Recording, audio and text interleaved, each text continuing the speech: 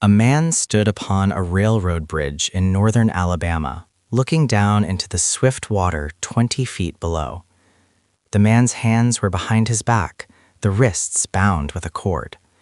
A rope closely encircled his neck. It was attached to a stout cross timber above his head, and the slack fell to the level of his knees. Some loose boards laid upon the ties supporting the rails of the railway supplied a footing for him and his executioners, 2 private soldiers of the Federal Army, directed by a sergeant, who in civil life may have been a deputy sheriff. At a short remove upon the same temporary platform was an officer in the uniform at his rank, armed. He was a captain. A sentinel at each end of the bridge stood with his rifle in the position known as support, that is to say, vertical in front of the left shoulder, the hammer resting on the forearm thrown straight across the chest, a formal and unnatural position enforcing an erect carriage of the body. It did not appear to be the duty of these 2 men to know what was occurring at the center of the bridge. They merely blockaded the 2 ends of the foot planking that traversed it. Beyond one of the sentinels, nobody was in sight. The railroad ran straight away into a forest for 100 yards, then curving was lost to view. Doubtless there was an outpost farther along. The other bank of the stream was open ground, a gentle slope topped with a stockade of vertical tree trunks, loopholed for rifles, with a single embrasure through which protruded the muzzle of a brass cannon commanding the bridge.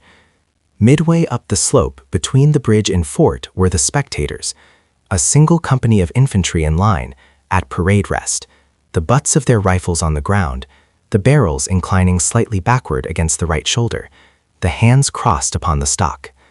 A lieutenant stood at the right of the line, the point of his sword upon the ground, his left hand resting upon his right.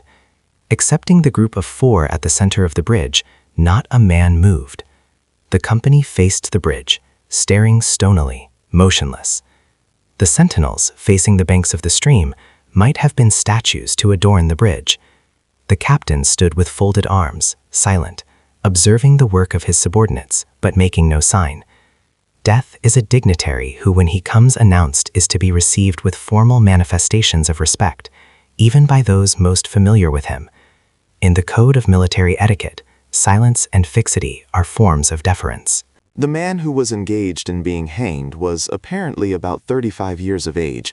He was a civilian, if one might judge from his habit, which was that of a planter.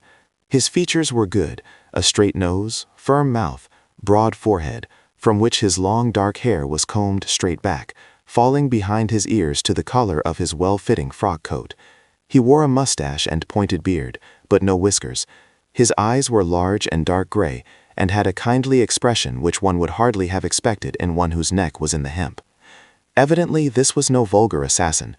The liberal military code makes provision for hanging many kinds of persons, and gentlemen are not excluded. The preparations being complete, the 2